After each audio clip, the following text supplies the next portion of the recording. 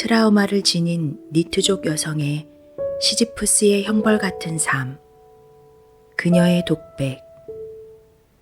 송수풀 단편소설. 동화나라에는 졸업장이 필요해.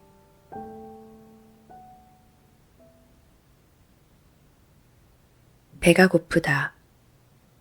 진이는 상추 샐러드에 올리브 오일을 2스푼 넘게 뿌리다가 올리브 오일도 기름이니 너무 맹신하지 말라 하고 어느 약사 유튜버가 인상을 잔뜩 쓰면서 인류를 구원하는 톤으로 외쳤던 사실을 기억해내고 얼른 올리브 오일 병을 세운다.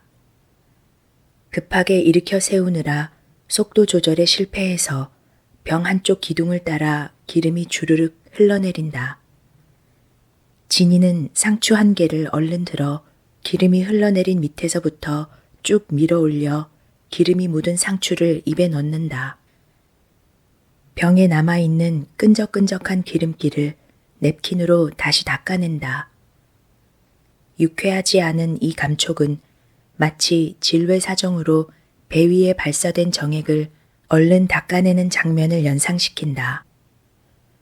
화면에서는 굶주린 아프리카의 어린이들이 힘이 빠져 축 늘어져 누워있는 모습이 보인다. 기금모음재단의 전화번호 자막이 지나간다. 진이는 전화번호 옆에 작은 도자기 모형 안에 돈이 들어갈 때마다 도자기 크기가 조금씩 커지는 디자인을 해놓으면 모금액 불리는데 더 도움이 될 텐데 아쉽다고 생각하면서 샐러드에 아몬드 몇 알을 집어넣는다. 이 작은 타원형의 씨앗이 면역력 향상과 혈당 수치 조절에 도움이 된다는 믿음 때문이다. 모두 교묘한 간접 광고가 동반된 건강 프로그램의 결과로 인한 것이다. 진이는 이 험한 세상을 살아가기 위해서는 면역력도 강해야 하고 혈당 수치도 균형을 잡아야 한다고 생각한다. 방울토마토가 한 입에 먹기에는 좀 큰 것 같아서 가운데를 잘라서 올려놓는다. 어머니가 일하는 식당에서 어제 가져온 남은 음식은 기름기가 가득한 것만 있어서 꺼내서 먹기가 꺼려진다. 진이는 건강을 위해 전자레인지 사용을 안 한 지 오래되었다. 건강정보 대부분은 전자레인지에 대해 다음과 같이 설명한다. 전자레인지로 조리할 때 나오는 전자파가 암을 유발하고 뇌 기능을 파괴하며 면역 시스템을 약화하여 호르몬 분비에 영향을 준다. 야채나 음식을 전자레인지로 조리하면 영양소가 변형되고 파괴되며 암을 유발하는 물질을 만들어낸다. 그런데 사실 둘 사이에는 아주 미세한 상관관계만 있다는 정보도 동시에 떠다닌다. 진이는 어떤 버전을 믿어야 할지 모르지만 일단 무엇인가 위험을 피하라는 경고성 메시지에 더 초점을 맞추기로 했다. 어머니는 전자레인지를 애용하고 있지만 진이는 어머니에게 그걸 계속 사용하면 건강에 좋지 않을 거라는 말을 굳이 하지 않는다. 진이는 이렇게 어렵게 다이어트를 하는 수고를 덜고자 한 번에 즉효가 있다는 식욕 억제제를 먹어보기도 했다. 하지만 잠을 좀 못 자는 부작용이 있는 것 같아서 한 달만 먹어보다가 그만두었다. 그 외 부작용에 대해서 하도 많이 조사를 해보아서 진이는 그 모든 리스트를 외우고 있다. 사실 이 약을 먹기 전에 이미 외워둔 부작용 리스트이므로 이런 증상들을 몸에서 미리 준비하고 있었는지도 모른다. 소화불량, 구토, 메스꺼움, 복통, 설사, 두근거림, 불면증, 신경과민, 발열, 두통, 어지러움, 심장 박동수 증가, 혈압 상승, 구역질, 구강 건조증, 구취, 변비. 진이는 이제는 랩처럼 리듬감을 살려서 각 부작용을 3개씩 묶어서 외울 수 있다. 이 중 어떤 부작용도 진이는 원하지 않는다. 아니, 좀 더 정확히 말하자면 이미 조금씩 겪고 있는 증상을 더 악화시키고 싶지 않기 때문이다. 특히 불면증은 원래 진이에게 있던 증상인데 약을 먹으니 더 심해진 것 같아서 중간에 끊었다. 또한 중독성도 점점 심해진다고 하니 진이는 알약 하나에 매일 의존하고 싶지 않다고 생각했다. 얼마 전에는 어떤 20대 여성이 식욕 억제제를 복용한 뒤 환각 비슷한 상태에서 광란에 질주를 해서 여러 대의 차량을 들이받았다는 뉴스도 보았다. 진이는 이런 부류의 뉴스에는 주인공으로 나오고 싶지 않다. 오랫동안 계획해온 어떤 야심에 찬 일을 성취해서 스포트라이트를 받는 일도 아니고 그녀 모습이 모자이크로 처리가 될 뉴스에는 절대로 나오고 싶지 않다. 가해자의 인권을 철저히 보호해주는 대한민국이기에 모자이크 처리가 되는 것이 그나마 다행이지만 말이다. 진이는 당근을 씹으면서 TV 화면에 굶주리는 아프리카 아이들과 눈을 마주쳐 보려고 여러 번 시도하지만 아이들은 허공을 보다가 이내 고개를 떨구며 몸을 가누지 못한다. 아이들이 힘없이 쓰러지는 모습 위로 도자기가 깨지는 디자인을 오버랩시키면 동정심을 자극하는데 더 효과가 있을 거로 생각하며 진이는 방송국에 실력 있는 디자이너가 없는 것을 애석하게 생각한다. 진이는 TV를 보며 닭가슴살을 조금씩 떼어 샐러드 위에 얹는다. 우크라이나 수도 키이우를 황급히 떠나는 차량 행렬을 보며 차가 몇 대인지 세어보려고 집중하지만 위층 이웃집에서 아이가 뛰어다니는 소리가 또 난다. 진이는 아래층 사람들을 배려해서 층간소음을 유발하지 않으려고 요가 매트를 깔고 되도록 높이 뛰지 않아도 되는 유산소 운동을 조심스럽게 하고 있는데 이런 자신의 노력이 무색하게 위층 사람들은 백방의 방법을 써서 주의를 주고 협박해도 도대체 아무런 변화가 없다. 아니, 오히려 시간이 흐를수록 데시벨은 더욱 안하무인으로 커져만 간다. 자기 자신만을 생각하는 몰상식하고 무감각한 사람들을 진이는 도무지 이해하지 못한다. 이런 상황을 마주할 때마다 진이는 아기를 낳지 않겠다는 결심을 시멘트처럼 굳힌다. 사실 이 결심은 12살 때부터 꾸준히 해왔다. 층간소음으로 인해 이웃 간의 갈등이 빚어져서 살인사건으로 이어진 경우도 생긴다고 하는데 진이는 그 상황을 이해할 수 있을 것 같다는 결론을 내렸다. 그러나 진이는 어떤 극한 상황에서도 살인은 하지 않기로 결심한다. 자신이 삶에서 정해놓은 최소한의 몇 가지 원칙은 지키기로 한다. 부엌에 요새 개미가 부쩍 늘었다고 진이는 느낀다.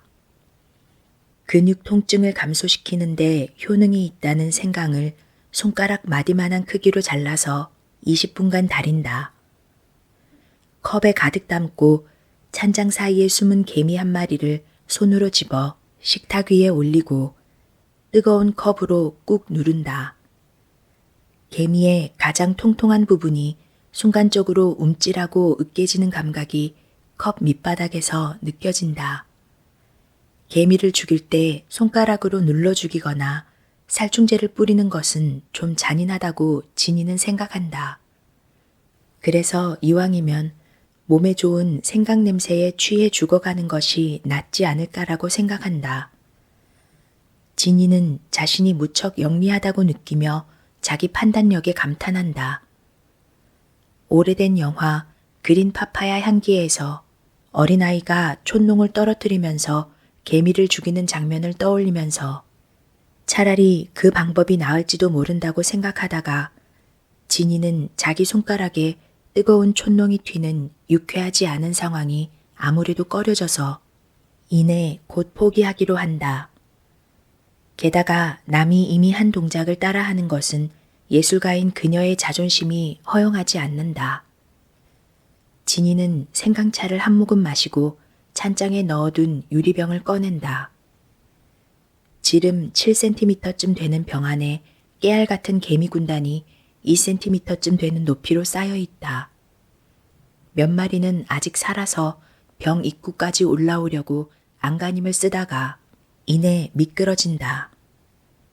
그러다가 다시 올라오다 또 미끄러져 내리기를 반복하다 잠시 쉬기도 하다가 결국 다른 무리와 함께 까만 무덤가에 쓰러질 것이다.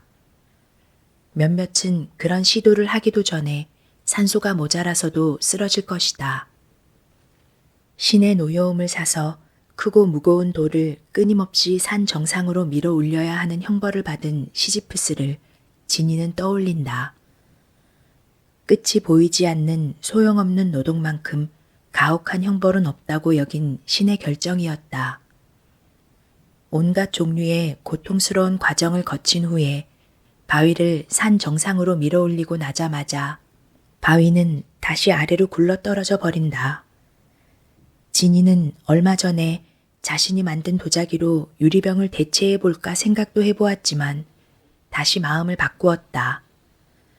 도자기는 투명하지 않아서 시지프스의 개미들이 유리벽을 타고 올라가는 투쟁하는 그런 생생한 모습을 관찰할 수가 없기 때문이다. 지니는 막 잡은 개미 한 마리를 병 안에 집어넣는다. 그러고는 병을 잡고 자신이 낼 수 있는 최대한의 팔 힘을 사용해서 위아래로 마구 흔든다. 지니는 땅콩 몇 알을 입에 넣고 오물거리면서 유리병을 화장실 변기로 가지고 가서 모두 쏟아낸다. 지니는 곧바로 변기물을 내린다. 까만 점들이 순식간에 사라진다. 작은 시지프스들이 단체로 형벌을 받을 일이 이제 더는 없다. 지니는 그들을 형벌로부터 구해준 사실에 뿌듯함을 느낀다. 지니는 자신이 한 일을 칭찬하며 영혼의 신선함을 불어넣기 위해 비타민C를 한 알 삼킨다. 지니는 유리병을 물로 씻은 뒤 물기가 빠지게 뒤집어 놓는다. 지니는 입안에 남아있는 땅콩이 어금니 사이에 좀 낀 것 같아서 손을 이에 가져가 본다. 다시 혀로 아래 어금니를 탐색하다가 작은 알갱이가 떨어져 나간 것을 확인한다.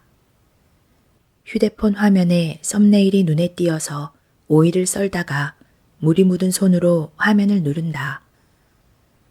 강에 뛰어들려는 여자를 경찰이 조심스럽게 접근해서 설득하고 있는 그 과정에서 그 여자가 갑자기 강에 뛰어내려 버렸다는 뉴스다. 즉시 경찰력이 투입되어 그녀를 구조해서 응급실로 옮겼다는 이야기. 그 이후에 살아남았는지 아닌지는 시간이 흘러봐야 알겠지만 다른 더 자극적인 뉴스들에 묻혀서 세상 사람들로부터 곧 잊히리라. 그렇게 절실하게 삶을 마감하고 싶어하는 여자를 구해주어 살아났다면 그녀는 과연 경찰에게 감사함을 표할까? 아니면 경찰을 원망할까? 아무래도 원망하는 마음이 더 클 것 같다. 그리고 그 사람은 계속해서 삶을 끝내는 방법을 더욱더 끈질기게 연구할 것 같다. 그때는 다른 사람들의 눈에 띄지 않는 조용한 방법을 택할 가능성이 더 농후할 거라고 지니는 생각한다. 이 뉴스를 보면서 지니에게는 삶에서 살인하지 않는다는 원칙 외에 자살도 하지 않을 것이라는 내용이 한 개 추가된다. 지니에게는 삶에 대한 애착도 없지만 죽음에 대한 애착도 없다. 지니는 잠시 이 두 가지 원칙에 대해 생각하며 오이를 자르다가 뭔가 물컹해서 칼을 급히 멈춘다. 그만 왼쪽 검지손가락이 칼에 베어버렸다. 붉은색 피가 초록색 오이에 묻고 팔레트에 흩뿌려진 물감처럼 하얀 도마 위에 피가 번져간다. 빨강과 초록, 보색끼리 섞인다. 지니는 싱크대에 돌아다니는 개미 서너 마리를 얼른 다른 손으로 모은다. 그리고 그 위에 피 몇 방울을 떨어뜨린다. 개미들은 이러지도 저러지도 못하고 갑작스러운 붉은 홍수를 만나 허우적거린다. 지니는 계속해서 핏방울을 떨어뜨린다. 개미들이 이제 더 움직이지 않게 되자 지니는 형체를 알 수 없는 개미 군단을 싱크대로 내보낸다. 흐르는 물에 베인 손가락을 같이 대본다. 붉은색은 물을 만나 옅은 색이 되어 흐른다. 진이는 자신의 죄가 씻겨나가는 듯한 일종의 희열을 느끼며 미소를 짓는다.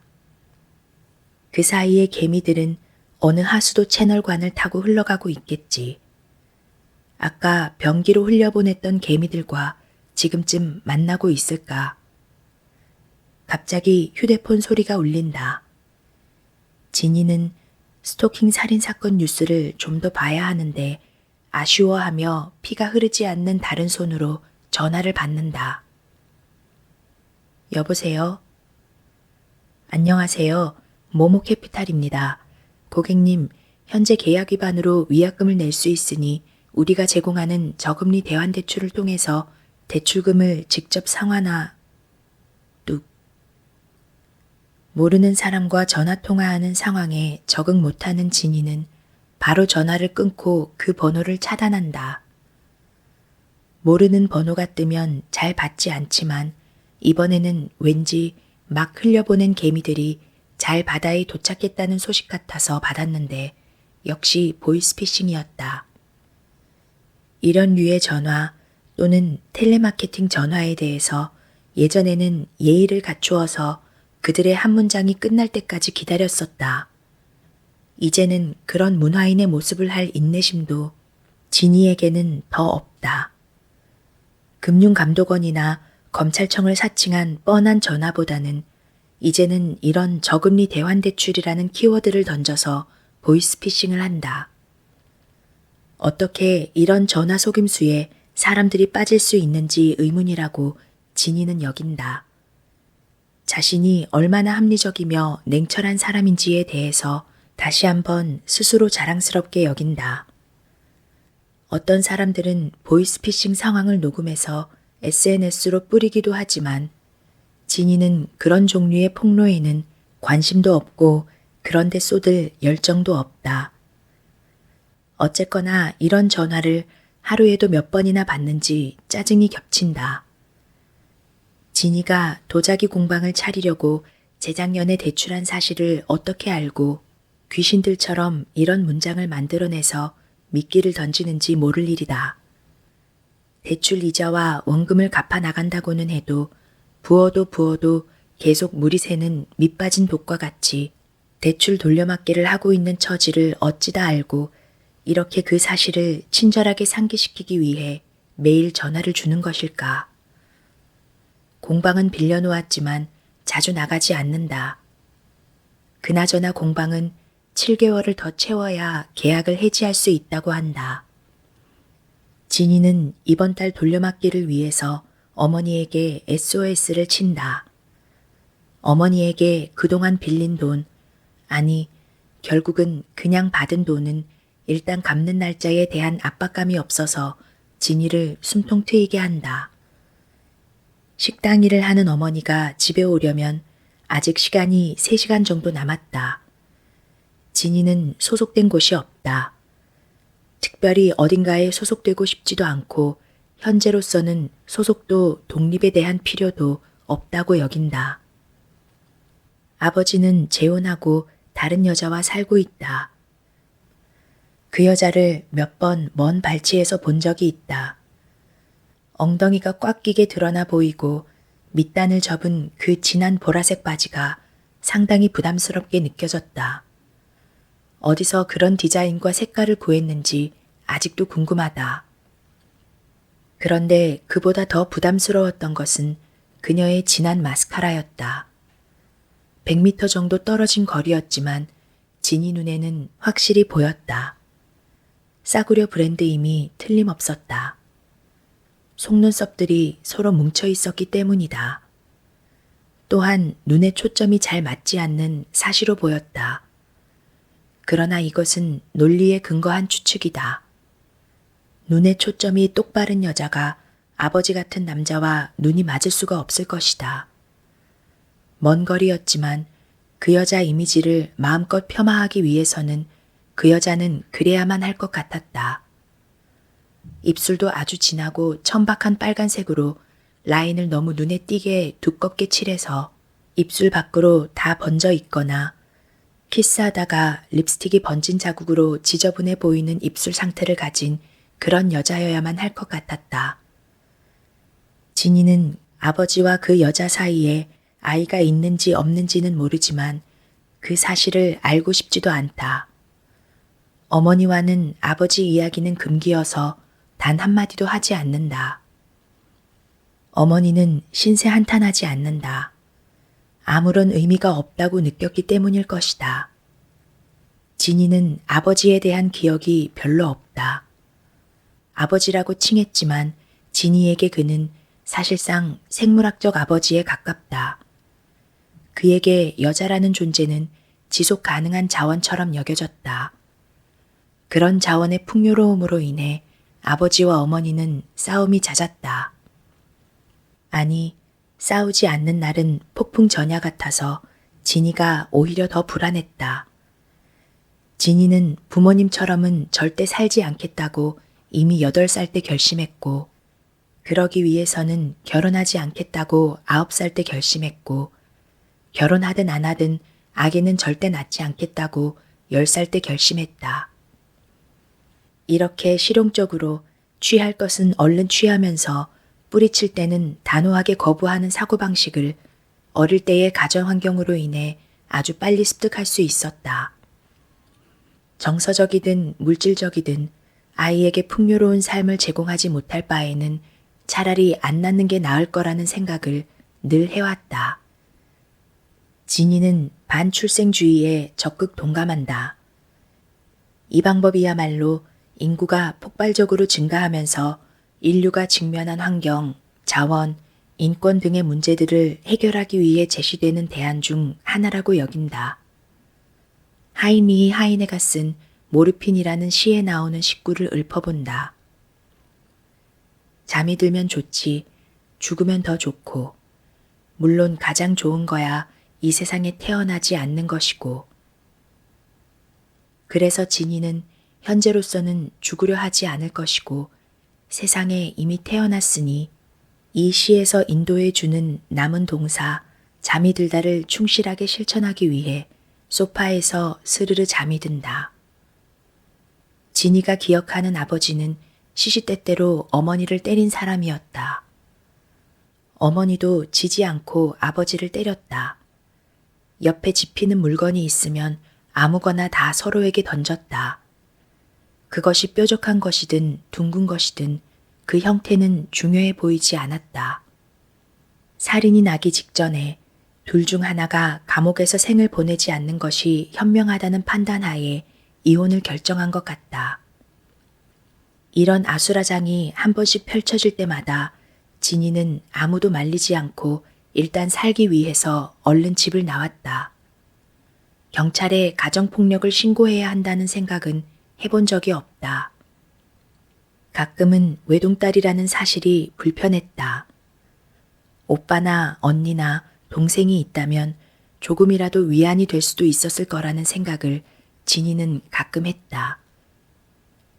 대화가 안 통하면 무조건 폭력이 먼저 앞서는 문화를 목격하며 진이는 이른 나이에 처세술을 터득했다. 어머니에게 이혼하라는 말을 진이는 9살 때부터 했던 것 같다. 진이의 생일 일주일을 남기고 부모님은 이혼했다. 진이는 그의 만 10살이 되던 해 생일을 잊지 못한다. 그러나 어머니는 이혼이라는 대사건에 가려 그날을 잊었다. 아니, 사실 이혼 전에도 따로 생일을 확실히 챙겨준 기억은 별로 없지만 10살이 되던 그 해에 진이는 유난히 외로웠다. 케이크를 파는 제과점 앞에서 오후 내내 서성였다. 케이크가 먹고 싶었고 그 부드러움과 달콤함이 그리웠고 케이크에 꽂힌 예쁜 초의 따스함과 동화 속 같은 장면을 갈구했다. 그런데 집에 가면 동화가 아닌 공포영화의 긴장감만이 감돌고 있었다. 케이크가 선사하는 은유와는 반대 상황이었다. 그래서 진이는 부모님이 자신을 왜 태어나게 했는지 한없이 원망스러웠다. 어느 날 밤 술에 취한 아버지가 다른 여자를 상상하면서 얼떨결에 어머니의 몸을 빌리다 성생활의 소산물로 자신이 만들어졌다는 사실이 못내 마음을 불편하게 했다. 아니면 중간에 콘돔이 찢어졌거나, 물론 어떤 종류의 실수였는지 내막을 자세히 알지는 못하지만 아마도 이 둘 중 하나의 시나리오가 맞을 것이라고 진이는 생각한다. 어느 날 몇 시 어느 곳에서 아기가 정확히 수정되었는지 알 수 없는 그런 상황을 만드는 것은 부모로서 무책임한 짓이라고 진이는 여긴다. 그래서 진이는 어렸을 때부터 무엇인가를 깨고 싶었다. 정확히 말하면 깨면서 던지고 싶었다. 도자공예학과에 가면 마음에 안 드는 작품을 마음껏 깨부술 수 있다는 생각에 이 전공을 택했다. 사실 뭔가를 계속 던지는 행위를 훈련해주는 전공을 찾지 못했기에 도자공예과를 택한 것이다. 진이는 대학에 꼭 가겠다고 생각을 한 적도 없지만 어머니는 완강했다. 너라도 사람처럼 살아라. 이 말을 반복했다. 대학에 안 가면 사람이 아니고 대학에 가야만 사람이라는 이런 헐렁한 어머니의 이분법을 도무지 이해할 수 없었지만 딱히 대학에 가지 않겠다는 생각도 크게 들지 않았기 때문에 떠밀리듯 원서를 썼다. 대학 이름을 들어도 모르고 어느 지방인지도 사람들이 헷갈려서 더 큰 도시 이름을 대면서 그 도시 옆에 있는 어떤 또 다른 자매 도시에 있는 대학이라고 길게 주석을 달아 설명해야 알아듣는 그런 대학이었다. 그리고 나서는 약 30초간의 정적이 흐른다. 각자 어떤 말을 해주어야 할지 난감해하는 그 순간이 평균 30초가 걸린다는 사실도 진이는 몇 가지 실험을 통해서 알아냈다. 담임 선생님도 어머니도 어머니 친구들도 그 대학에 대한 정보가 없었다. 그냥 어떤 이름 모를 대학 하나가 그 작은 도시에서 진이를 우두커니 20년 가까이 기다리고 있었을 뿐이었다. 중간에 진이가 학교를 그만두겠다고 했을 때 어머니는 악착같이 딸을 졸업시키고 싶어 했다. 어머니에게는 인생의 최대 미션이 진이를 대학 졸업시키는 것에 있는 것처럼 보였다. 진이 어머니는 대학 졸업장만 따면 딸의 운명도 그녀의 운명도 동시에 바뀔 거라고 굳게 믿었던 것 같다. 그런데 졸업장을 땄어도 그 종이는 아무런 힘을 발휘하지 못하고 색이 바래져 갔다. 그 누구의 운명도 바뀌지 않았고 모든 것은 그대로였다. 외국에서는 대학 졸업장을 고급스러운 금색 테두리 액자에 잘 넣어서 사람들이 볼 수 있도록 벽에 걸어둔다고 하는데 진이는 졸업장이 어디에 있는지도 잘 모른다. 발견한다고 해도 액자에 넣어서 벽에 걸 확률은 전무하다. 어머니도 한 번도 그 종이를 찾아본 적이 없다. 좀 더 정확히 말하면 어머니는 진이의 졸업장을 안 보고 싶어 하는 것 같았다. 세상을 살다 보면 상처가 되는 증명서도 있다는 것을 진이는 알게 되었다. 모든 증명서가 빛이 나고 위로가 되는 것은 아니라는 사실을 진이는 서서히 깨달았다. 어찌됐든 진이가 대학 졸업자라는 사실은 모녀의 기억 속에만 남아있다. 그리고 어머니의 통장 계좌이체 내역에도 남아있다. 진이의 학비, 어떤 시즌에는 기숙사비, 어떤 시즌에는 자취방 비용 명목으로 숫자가 조금씩 변경되어서 찍혀 있다. 두어 달은 룸메이트와 공유하는 집을 얻었는데 서로 삶의 방식이 맞지 않아서 일찌감치 헤어지고 진이 혼자 살게 되었다. 진이가 제때 설거지를 안 해놓고 싱크대에 냄비와 그릇을 몇 개 쌓아 놓았다고 룸메이트가 짜증을 내다가 서로 틀어져서 각자의 길을 걸었다. 그 룸메이트는 사회체육학과 전공이었는데 진이가 더 뭐라고 한마디 거들면 그대로 밟힐 것 같아서 진이는 미련 없이 헤어지기로 결심했다. 폭력은 미리 피해가는 것이 영리하다는 것을 어렸을 때부터 배웠기 때문이다. 서로 비용을 절감할 목적으로 잠시 한 팀이 되었던 비즈니스 관계였으므로 룸메이트와는 캠퍼스에서 한 번씩 부딪혀도 서로 눈인사도 하지 않았다. 삶의 방식이 맞는 사람이 살면서 과연 몇 명이나 될까? 그 당시 경제적인 부담은 줄었지만 룸메이트와 청구서 숫자를 앞에 놓고 상의하거나 협상하는 상황이 지니에게 감정적으로 심한 부담으로 다가왔다.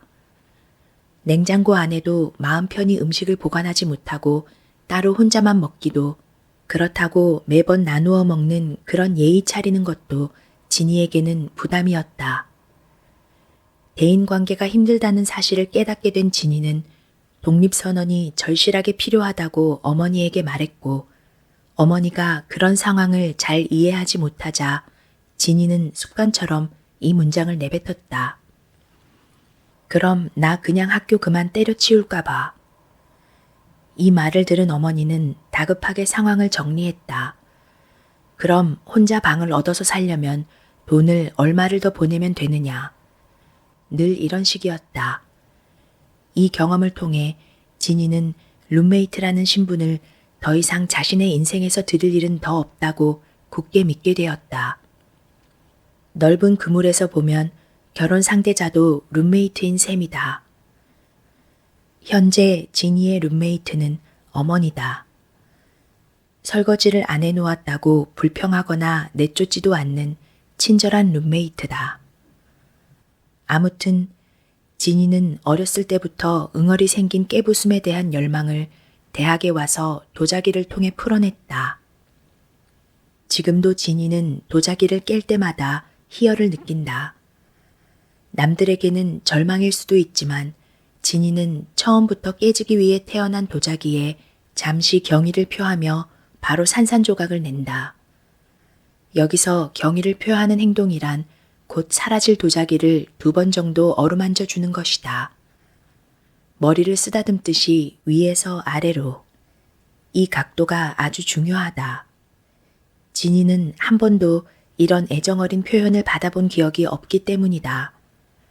가끔 밖에서 어린아이를 쓰다듬고 있는 아이 엄마의 장면을 볼 때면 지니는 한참을 그 자리를 떠나지 않는다. 아이 엄마가 지니를 납치범으로 의심하는 눈길을 보낼 때까지 지니는 여러 방향을 옮겨가면서 그 숭고한 장면을 노골적으로 쳐다보곤 한다. 보통 도자기를 부술 때 다른 작가들은 작은 망치를 사용하지만 지니는 평균 크기 이상의 육중하고 커다란 망치를 사용한다. 도자기가 마치 발효 음식을 담아둔 커다란 항아리가 되기라도 하는 것처럼 그렇게 큰 망치여야만 지니 가슴에 쌓인 것이 풀려나가는 기분을 느낀다. 지니는 다른 선배나 후배들에게도 부탁해서 그들의 실패작 도자기를 자신이 깰 테니 모아달라고 부탁하기도 한다. 이런 이유에서 지니에게 부여된 도자 아티스트라는 타이틀은 창작자가 아니라 파괴자에 더 가깝다. 그런데 다른 대부분의 아티스트들도 자신들의 실패작 작품을 스스로 깨고 싶어 한다. 그래서 부수어지는 운명을 지닌 도자기들을 모으는 일은 그렇게 쉽지만은 않은 작업이다. 지니는 도자기를 깰 때마다 자신이 타나토스가 된 기분을 느낀다. 죽음의 화살을 쏘는 활잡이 타나토스는 인간이나 신들 그리고 동물들을 모두 죽음으로 인도하는 역할을 한다고 인터넷 사전에 나와 있다. 그런데 지니가 생각하기에 여기에 빠진 설명이 하나 있다. 인간, 신들, 동물들 외에도 도자기가 포함된다는 사실이다. 도자기를 죽음으로 인도하는 타나토스. 타나토스는 죽음의 신이지만 생명의 순환 과정에서 필수적인 역할을 맡고 있다. 모든 것이 결국에는 죽음을 맞이하고 새로운 것이 탄생하는 것이 자연의 법칙이기에 타나토스는 파괴와 재생을 동시에 상징하는 것으로도 볼 수 있다. 이집트 신화에 보면 재생의 신 케프리가 나오는데 지니는 스스로 자신이 타나토스와 케프리의 정신을 이어받았다고 여긴다. 아니, 좀 더 정확히 말하면 그들의 정신을 새로 쓰는 미션을 진이는 우주로부터 부여받았다고 여긴다. 진이는 자신이 만든 어떤 작품에도 결코 만족하지 못했다. 이 세상은 깨어진 도자기 파편처럼 느껴졌다. 어느 것 하나 온전한 작품도 온전한 사람도 없어 보였다. 그동안 사귀었던 남자들은 모두 먼저 진이를 떠나갔다. 진이의 폭력성을 견디지 못한 것이 가장 큰 이유로 분석된다. 진이는 열받으면 남자친구를 문자 그대로 발로 짓밟았다. 하이힐을 신은 날은 넘어지지 않으면서 짓밟는 균형 감각을 키울 수 있었다. 하지만 하이힐을 신는 날이 자주 있지는 않았다. 어쩌면 이별하기 위한 특별한 계획에 하이힐이라는 도구가 포함된다고 말하는 것이 더 맞는 표현일 것이다. 한 번은 하이힐이라는 불편한 수단이 필요하지 않을 때도 있다는 사실을 발견했다. 남자친구가 운전하고 있을 때 신호등 앞에서 뺨을 한 대 후려치고 바로 내리는 것이다. 이때는 신호등이 막 초록색으로 바뀔 시간을 치밀하게 계산하는 능력과 뺨을 때린 후에 곧바로 차 문을 열고 내리는 민첩성이 요구된다. 남자는 당황하면서 어찌할 바를 모르다가 신호등이 초록색으로 바뀌자마자 출발해야만 한다. 하이힐에 의존하든 안 하든 이렇게 몸으로 이행하는 이별선언 사건이 발생한 이후 그 다음 날은 가해자도 전화하지 않았고 피해자도 전화하지 않았다. 그렇게 몇 명의 남자들이 진이의 폭력 표출 이후에 자동으로 연락이 두절되었다. 이상하게도 진이를 경찰에 신고한 남자는 없었다. 가만 생각해보면 그들이 경찰에 신고하는 그런 절차를 밟은 후에 공식적인 석상에서 진이를 다시 마주하는 상황을 사전에 피하는 현명한 방법이라고 그들은 생각했을지도 모른다. 진이는 이렇게 결론 내리고 인생에서 무가치한 사람들 목록에 그들을 한데 집어넣었다. 이런 과정을 통해서 진이는 사귀는 남자가 갑자기 마음에 안 들 때마다 폭력을 바로 사용하면 된다는 사실을 자연스럽게 터득하게 되었다. 예전에 한 남자친구는 진이에게 다른 말은 하나도 없고 다음과 같은 긴 메시지만 남기고 연락이 끊겼다. 간헐적 폭발성 장애는 공격적 충동을 억제하지 못해 폭언 및 폭력을 행사하거나 기물을 파손하는 등의 행동이 간헐적으로 나타나는 장애다. 간헐적 폭발성 장애의 원인은 정확히 밝혀지지 않았지만 아동기에 알코올 중독이나 구타 등 유해한 환경에 노출되었거나 세로토닌의 불균형, 과도한 스트레스 상황과 이로 인한 변연계와 전두엽의 기능 이상 등이 원인이 될 수 있다. 친절하게 영어까지 옆에 써놓았다. 진이는 이 문자를 받고 인터넷으로 간헐적 폭발성 장애 테스트를 해보았다.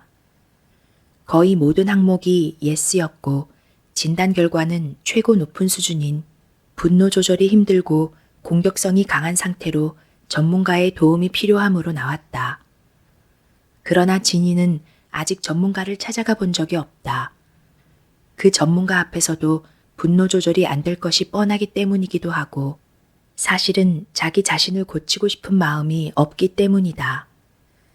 진이는 전문가라는 집단을 믿지 않는다. 그 누가 전문가라고 말할 수 있는가? 학위를 따면 전문가일까? 물론 다른 사람보다 아주 조금은 더 알 수는 있겠지만 다 알지는 못할 것 같다.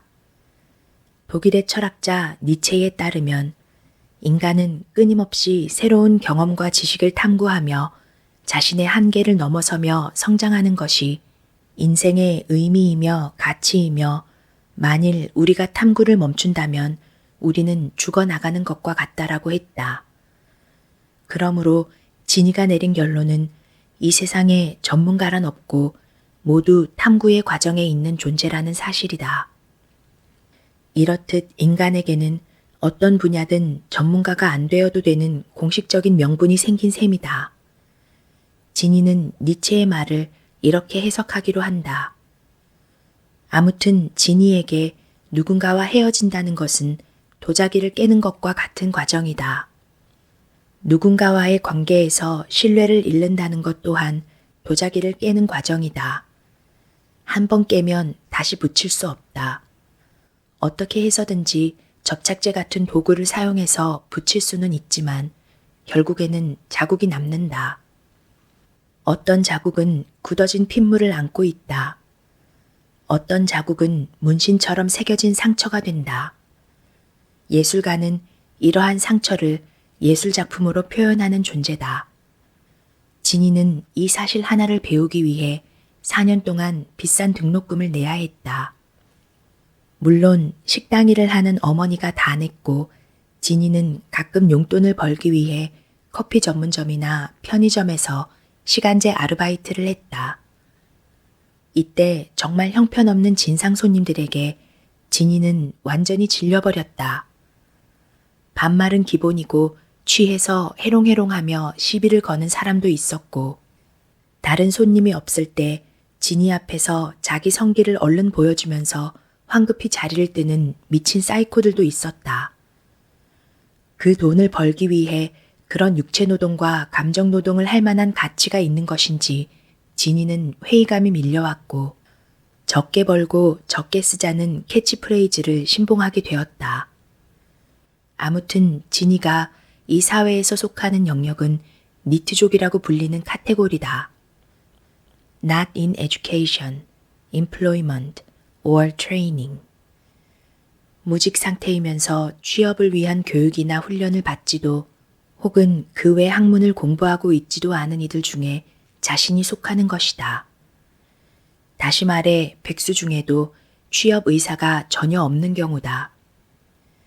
일반적으로 니트족은 15세에서 29세 사이의 청년층을 대상으로 사용되므로 엄밀히 말하면 진이는 현재 34살이기 때문에 니트족에도 끼지 못한다.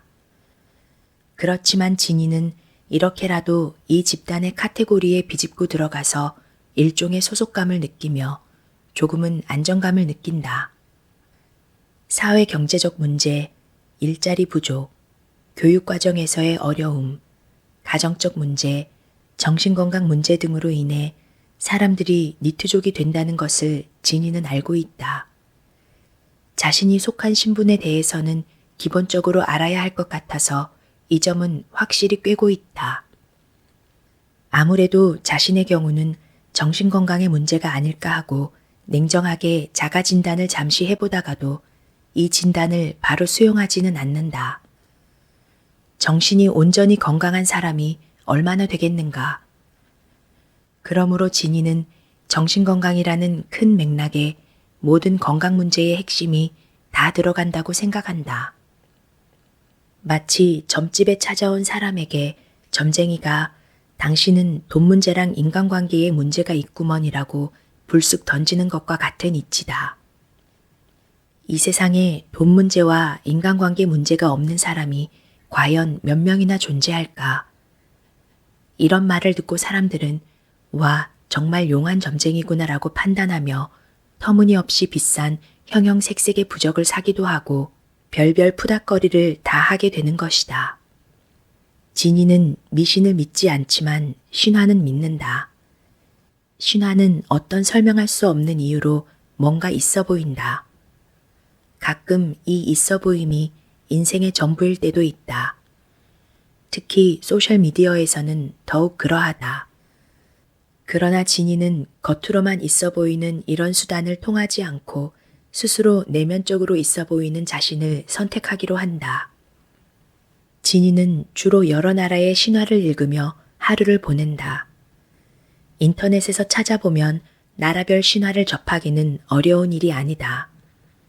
가끔 종이책으로 된 번역서도 구해서 읽는다. 그러려면 어느 정도의 돈이 필요하다. 어머니에게 매번 돈을 달라고 하기가 불편해서 구청 도서관을 통해서도 지적 호기심을 충족시킨다. 진이에게도 이 정도 양심은 있다. 진이는 저번 주부터 켈트 신화에 심취해 있다. 이들에게 브리짓은 육체와 마음의 병을 치료하는 여신으로 알려져 있다. 지니에게도 브리짓이 호련히 다가와 치료해 줄 것으로 믿는다. 아무튼 니트족은 캥거루족이라고도 하지만 이 표현은 한국에서 쓰는 말이어서 지니는 글로벌 마인드가 있기 때문에 이런 폭이 좁은 표현에 자기 자신을 굳이 묻고 싶지 않다. 사실 지니는 자신을 캥거루와 동일시할 수가 없다. 어머니는 자신을 배 안에다 넣고 다니지 않고 밤에 잠시 마주치고 지니는 스스로 먹을 것을 찾아 먹기 때문이다. 물론 그 음식 재료비는 어머니가 대고 있지만 말이다. 그런데도 거의 매일 식당에서 남은 음식을 어머니가 싸오기 때문에 엄마 캥거루의 주머니에서 온전히 살고 있다는 표현은 자신에게는 해당하지 않다고 여긴다.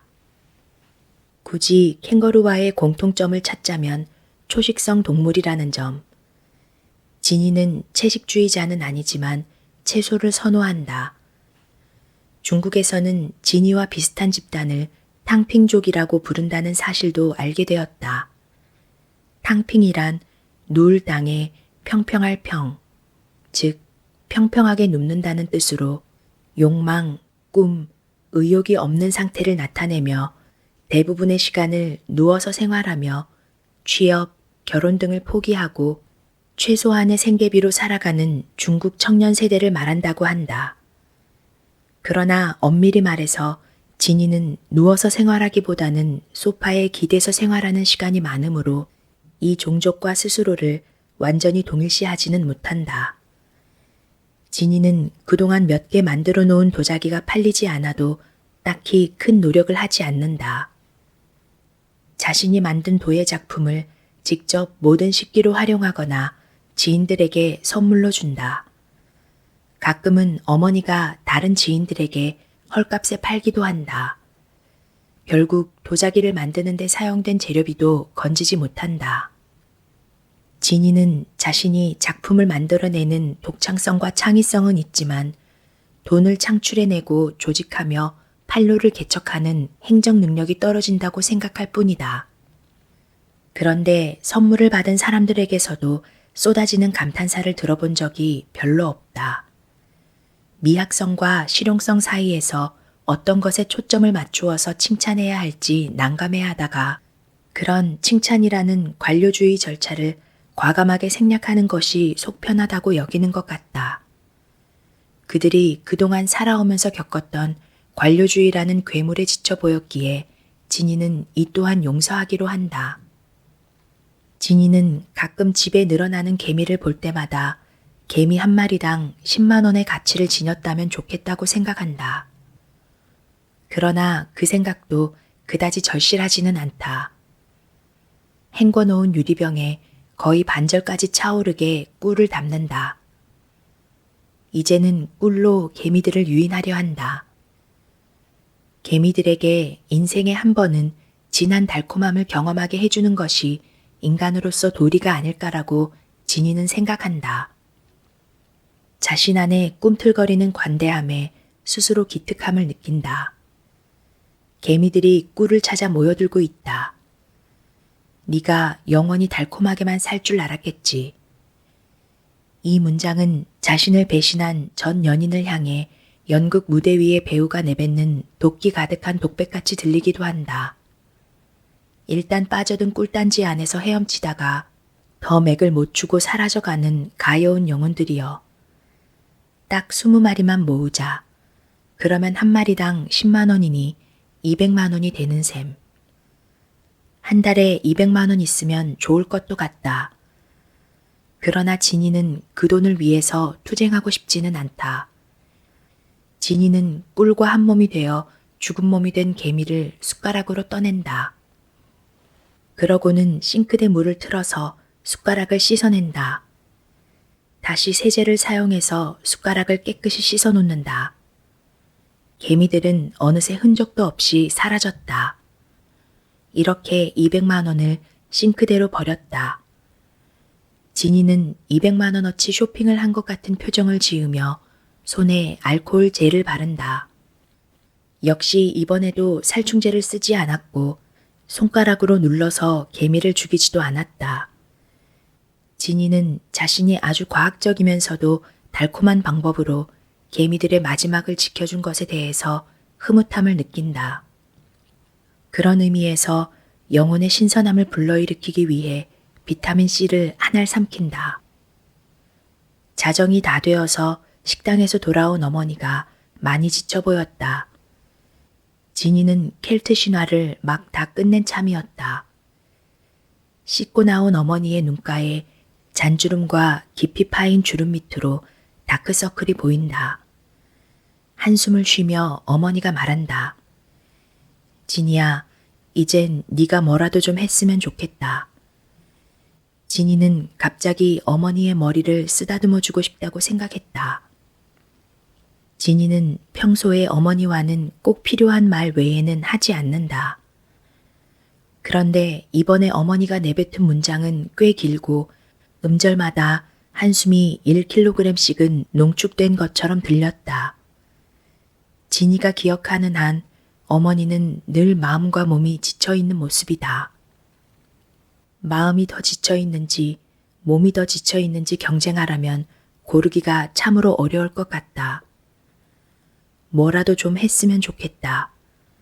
그래, 진이는 그 뭐가 무엇인지를 생각해 보다가 켈트 신화 첫 페이지를 다시 읽던 중 소파에서 잠이 들었다. 어머니가 다가와 진이의 머리카락을 쓰다듬어 주는 꿈을 꾼 것 같기도 하다.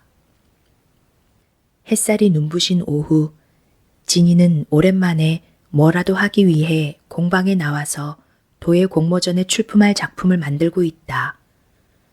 오늘 날씨에 맞는 핀란드의 제니 바르티아이넨이 부르는 나의 사랑이 있는 곳이라는 노래를 골랐다. 핀란드어를 하나도 모르고 이 가수가 무슨 말을 하려는지도 모르지만 그냥 호숫가에 누워있는 느낌이 나서 진이는 테라피 차원에서 듣는다.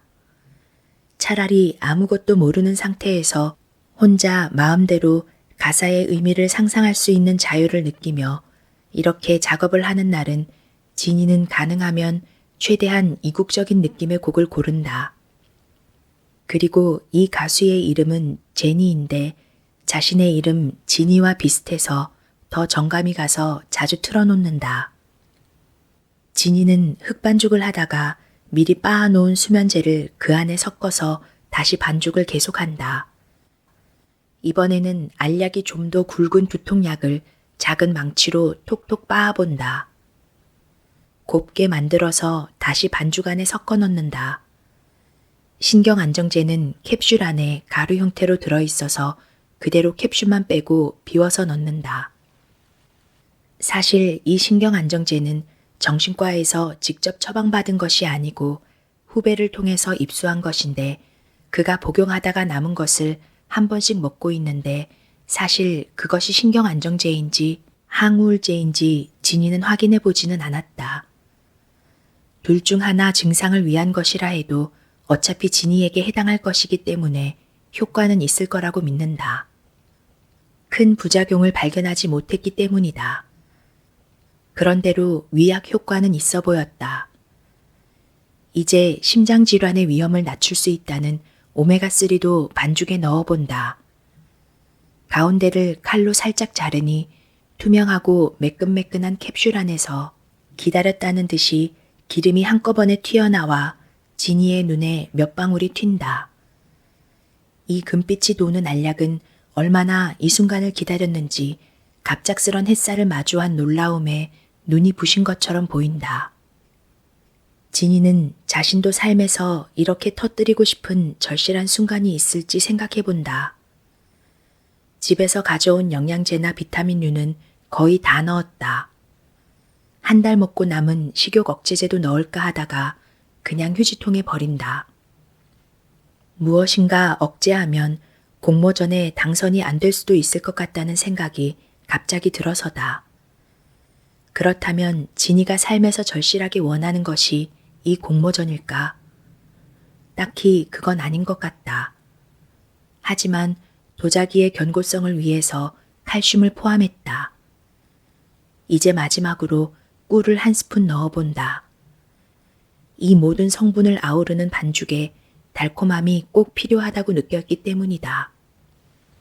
처음 공모전에 출품하지만 이 달콤함과 트라우마를 치료하는 화학약품들의 마법이 한데 모여 왠지 지니의 작품이 뽑힐 것 같다는 생각도 든다.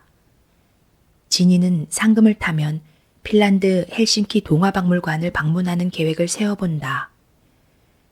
그곳에 가면 동화와 요정 관련한 인형 등과 여러 유물이 전시되어 있고 동화나라 체험도 해볼 수 있다고 알고 있다. 핀란드의 귀여운 요정 톤투도 따로 전시되어 있다고 하니 지니는 그곳에 한 번쯤 가보고 싶다고 생각한다. 지니는 반죽을 하다 말고 자신의 머리카락을 쓰다듬어 본다. 머리카락 사이로 반죽이 부분 염색을 한 것처럼 묻었다. 여러 성분으로 섞인 약물 냄새가 한꺼번에 몰려와 지니는 잠시 어지러움을 느낀다. 약물 냄새에 취해 그대로 바닥에서 잠깐 잠이 든다. 창문으로 포근한 햇살이 들어오고 반죽 묻은 머리카락 사이로 살짝 엄마 냄새가 나는 것도 같다. 아빠 냄새인지도 모르겠다. 핀란드 여인의 노래가 끊겼다. 이어서 핀란드 동요가 흘러나온다. 귀여운 인형이 내 곁에서 잠드네. 아른하게 퍼지는 멜로디 사이로 꿈결 사이로 엄마 향이 느껴지는 것 같다. 아빠 향인지도 모르겠다.